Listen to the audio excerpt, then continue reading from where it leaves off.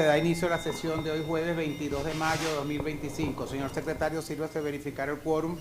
Tenemos quórum, señor presidente, 22 académicos de número presenciales y en línea. Muy bien. Favor leer el orden del día. La convocatoria para el jueves 22 de mayo de 2025, luego de la verificación del quórum, vendrá un simposio sobre medicina antropológica con 3 conferencias del doctor Carlos Rojas Malpica, el doctor Gustavo Villasmil y el doctor Rafael Musi. Cerramos la sesión por Zoom en ese momento y iniciamos posteriormente la sesión administrativa. Muy bien, demos inicio entonces al simposio.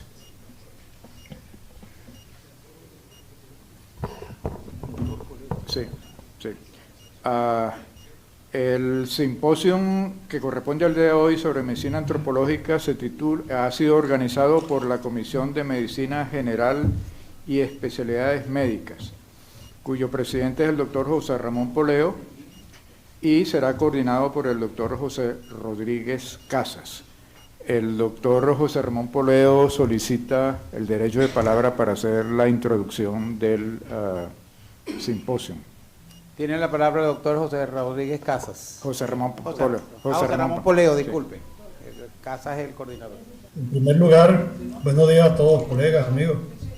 En nombre de la comisión que presido, con la ayuda del doctor Eduardo Morales Briceño como secretario y con la presencia de destacados colegas como son la doctora Isa Miller, el doctor Israel Montes de Oca, el doctor José Luis Ceballos, el doctor José Rodríguez Casas, Carlos Rojas Malpica, el doctor Stegeman y la doctora Durán, tengo mucho placer en presentar este simposio que realmente lo sometimos a consideración el año pasado, a mediados de año, para ser incluido en la programación de la academia, pero por una serie de razones, ustedes saben, de tipo sobrevenidas, es solamente ahora que podemos darle curso al mismo. Yo creo que es importante porque es algo que se lo debíamos a la academia.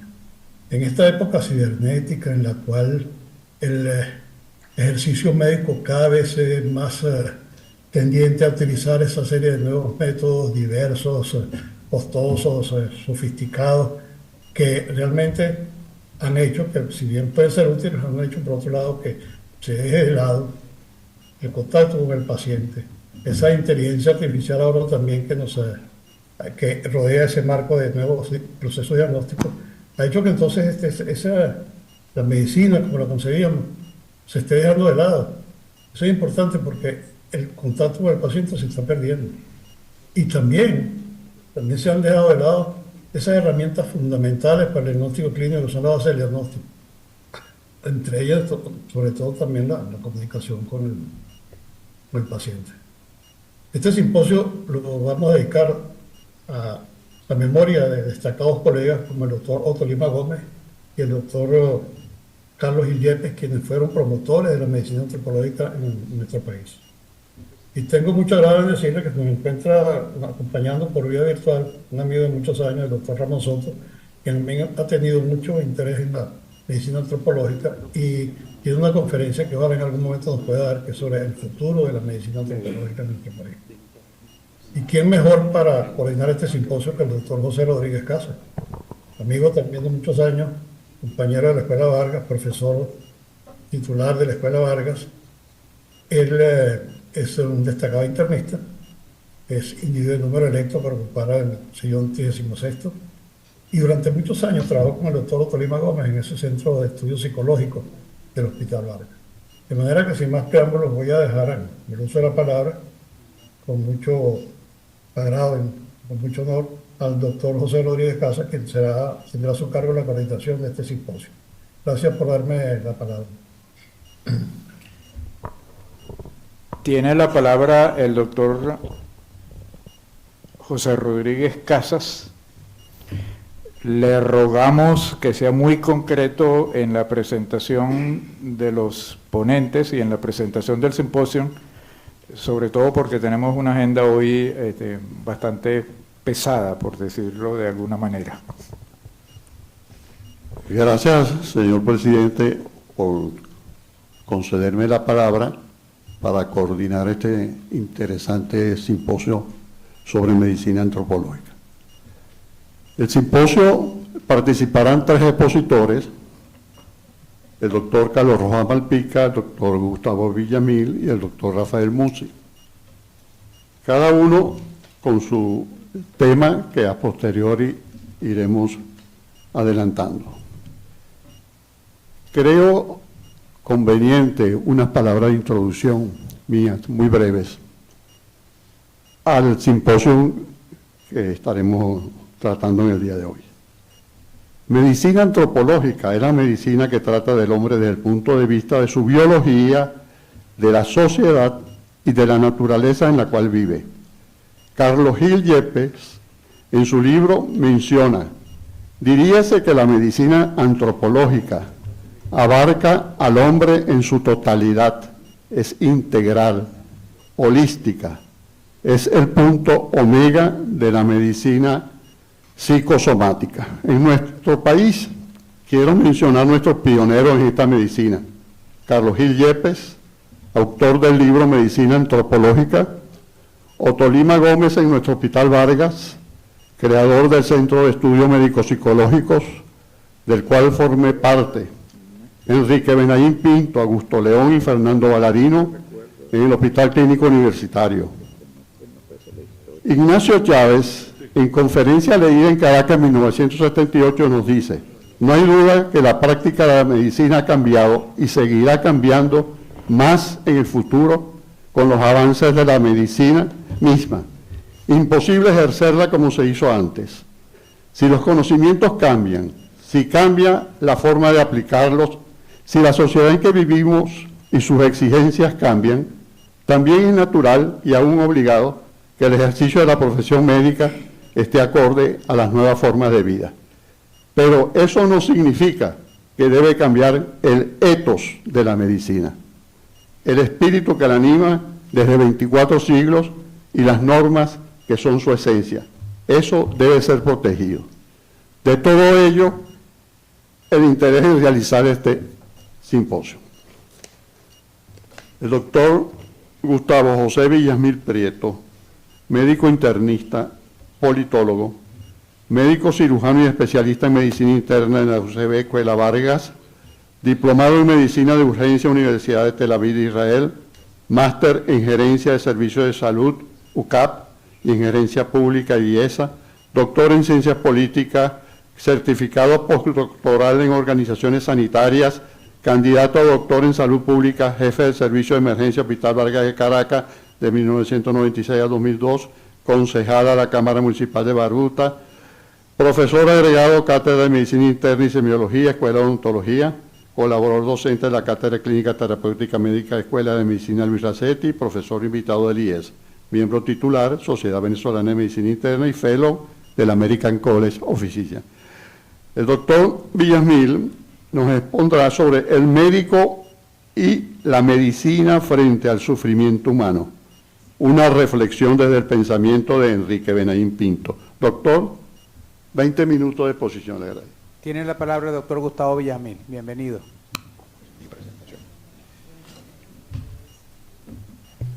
El gran Albert Camus, en La Peste, su magnífico relato de 1947, ambientado en la epidemia de peste bubónica en Orán, en la antigua Argelia francesa, nos entrega un conmovedor relato en el cual Jean Theroux, un viajero testigo de aquel drama, interroga al heroico doctor Bernard Rieu mientras le veía afanado atendiendo a sus muchos enfermos. Doctor, le preguntó, ¿quién le ha enseñado todo eso que usted sabe? A lo que Rieu respondió, el sufrimiento. Todo el discurso médico vigente, señores académicos, todo el saber en él contenido, acumulado en 25 siglos de historia de Occidente, todas las poderosas y eficaces técnicas para diagnosticar y curar de él derivadas, todas las realizaciones documentadas en las incontables publicaciones especializadas que por el mundo circulan, todas sus proezas y glorias atienden a un único norte vital que justifica el privilegiado sitial que en la cultura occidental ha alcanzado la medicina. Tal norte no es otro que el del abatimiento del sufrimiento humano indisolublemente unido a la experiencia de enfermedad. Sin conciencia de ello, la medicina, lo ha dicho el profesor Rojas Malpica, no sería más que mera tecnología del cuerpo y los médicos apenas unos meros operarios. El doctor Ira Brook, médico paliativista del Hospital de San José en Portland, Oregon, regentado por la Congregación Católica de las Hermanas de la Providencia, y además un reconocido autor en lo concerniente a los cuidados propios del fin de la vida, cita en un ensayo de 2013 titulado El mejor cuidado posible, el diálogo que se suscitara entre Margaret Mead, la gran figura de la antropología del siglo pasado, y uno de sus estudiantes, quien durante una de sus conferencias le preguntó cuál había sido en su criterio el más grande hito civilizatorio de toda la historia. Seguramente aquel estudiante habría pensado en el dominio del fuego, en la invención de la rueda o en la del arado, pero no, muy por el contrario. La notable académica mostró a su clase esto: un antiguo fémur fosilizado en el que destacaba ostensiblemente un callo óseo, evidencia de que aquel desgraciado hombre primitivo, seguramente integrante de alguna comunidad prepolítica de cazadores y recolectores, para los que la sobrevivencia dependía de la permanente movilidad, había sido objeto de los cuidados y de la protección de algún semejante, conmovido seguramente por el infortunio de una fractura incapacitante sufrida por aquel. El cuidado del otro es, pues, según Margaret Mead, la base misma sobre la que está construida la larga historia de las civilizaciones humanas. El proceso de conformación de la idea del sanador profesional, proveedor de cuidados al enfermo, prescindirá progresivamente de su antiguo carácter mágico-religioso tras su primera epifanía con la medicina hipocrática. Con la civilización ática, la medicina abrazará de una vez y para siempre al logos griego y la enfermedad dejará de ser una manifestación de lo sagrado, una hierofanía en el sentido del gran Mircea Eliade, para reducirse a una manifestación más del mundo físico y atendiendo así cada vez menos a sus expresiones fenomenológicas.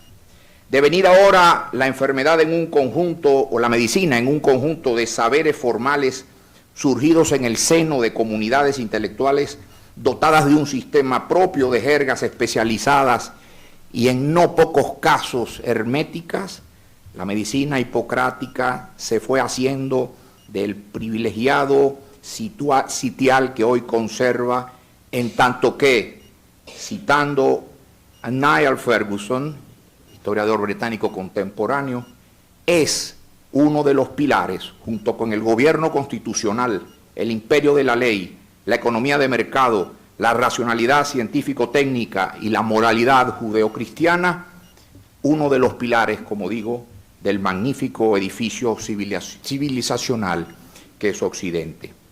Pero no por ello los antiguos griegos dejaron de atender a esa especialísima dualidad de la medicina, en tanto que destreza técnica, el arete, y búsqueda constante de un sentido moral orientado a la experiencia, el arete, antes me refería a la tecné, dispensen, y que le ganaron desde entonces al atroz, el médico, niveles de aprecio social superiores al de los magos de las primeras civilizaciones del Mediterráneo, y a la medicina un sitial de honor en aquello que Jürgen Werner, el gran filósofo y helenista alemán, describiera como una verdadera paideia o ideal de vida propio de los antiguos griegos.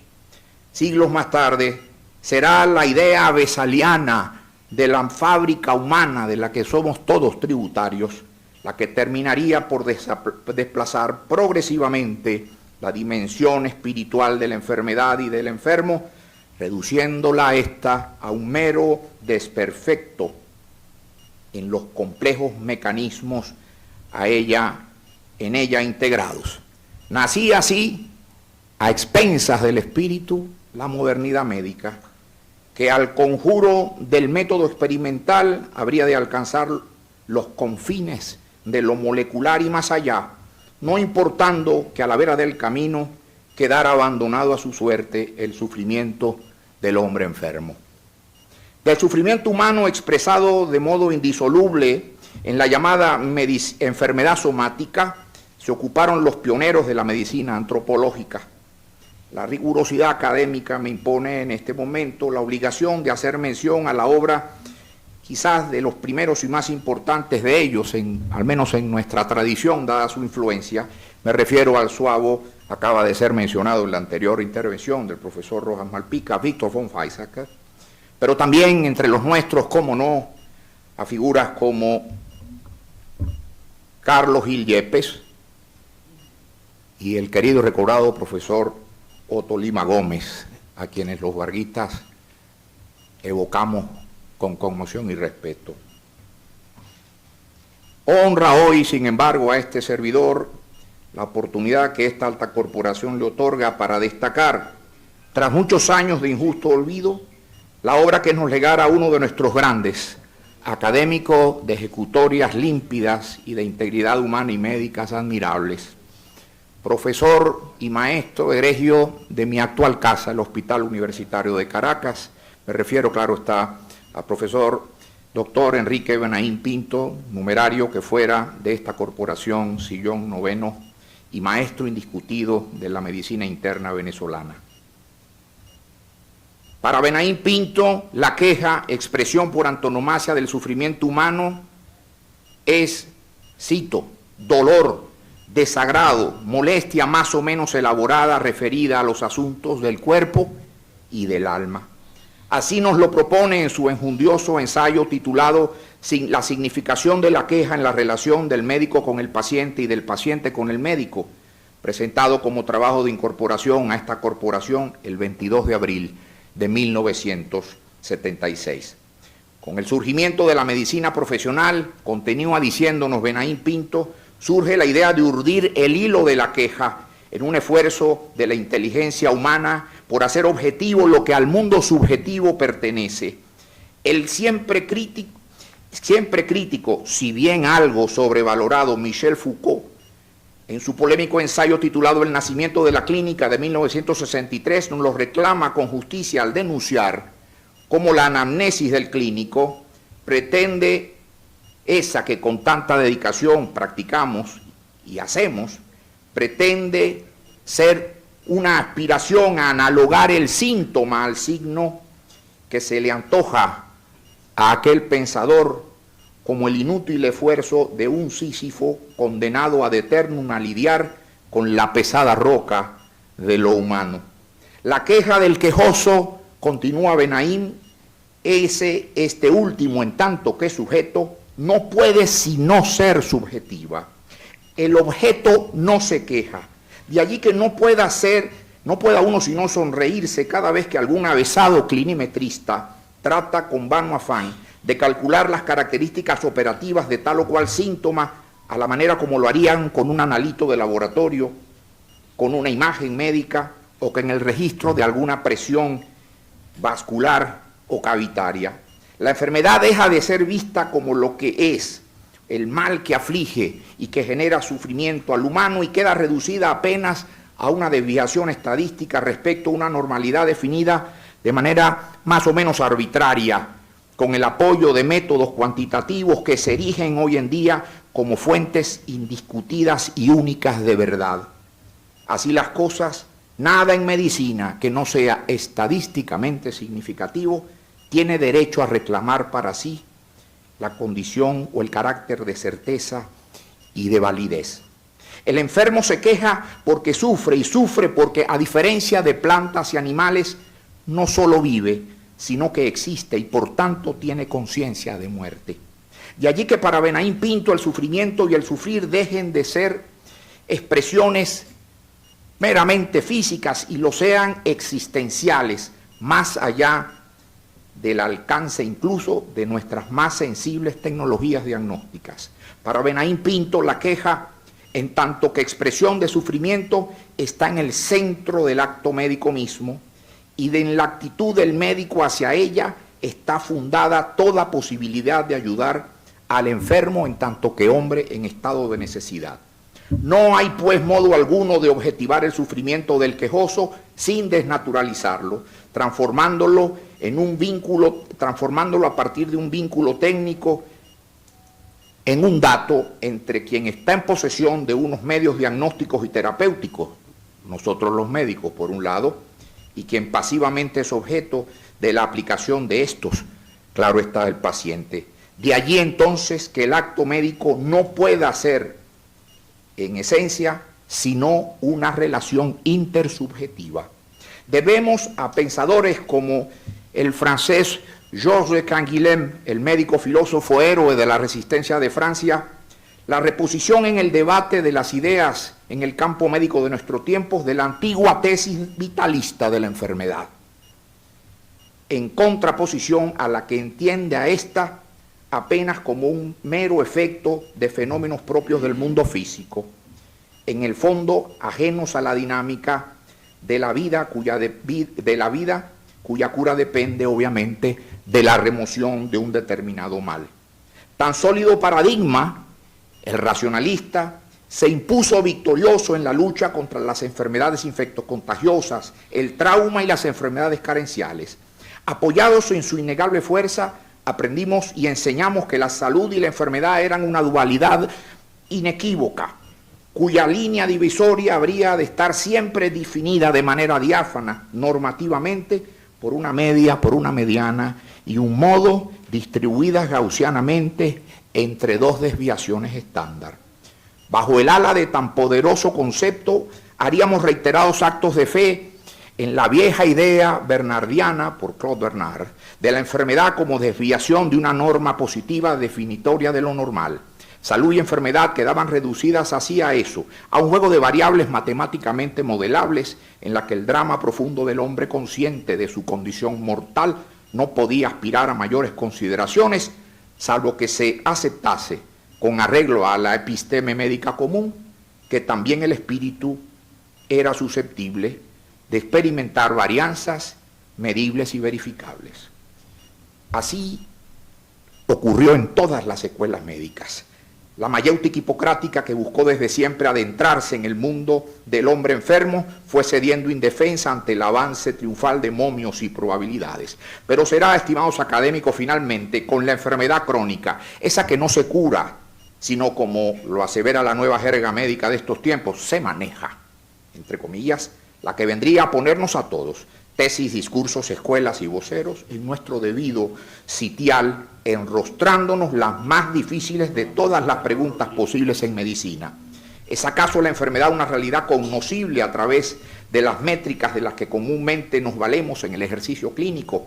Empeñados en objetivar las complejidades de la enfermedad, ¿corremos acaso el riesgo de nunca encontrarnos, paradójico que esto parezca, con el enfermo mismo? La reivindicación de la primacía de la queja de quien sufre como piedra angular del acto médico convoca al clínico entonces a enmendar aquello que Robert Musil, en ensayo titulado El hombre sin atributos de 1930, que he evocado tanto en estos tiempos, a denunciar el funesto errorcito de oponer el espíritu al entendimiento. No quiero prolongar esto más sin antes hacer mención agradecida a la contribución de nuestros académicos en estas reflexiones, porque ni el sufrimiento humano ni quien lo padece pueden sernos indiferentes, y me refiero, claro está, a la obra de mi buen amigo y compañero del movimiento estudiantil, el profesor Miguel Ángel de Lima y el profesor Rojas Malpica, presente en sala. Y termino así, con la imagen del retrato, del autorretrato que se realizó Francisco de Goya y Luciente en compañía de quien fuera su médico, el doctor Arrieta, y quien le curara de lo que aparentemente fue una fiebre tifoidea por allá por 1820. Obsérvese al artista casi desfalleciente y a su médico claramente involucrado en su drama. Fue exitoso la terapéutica de esto, no sabemos en qué consistió, porque Goya vivió casi una década con posterioridad. Y ello nos sirva entonces para dejar la idea central que quiero proponeros a propósito de la obra del gran Benaín Pinto. El sufrimiento humano no puede reducirse a un dato clínico y el médico no puede en ningún caso lícitamente permanecer indiferente ante él. Muchas gracias, señor. Y discúlpenos por favor.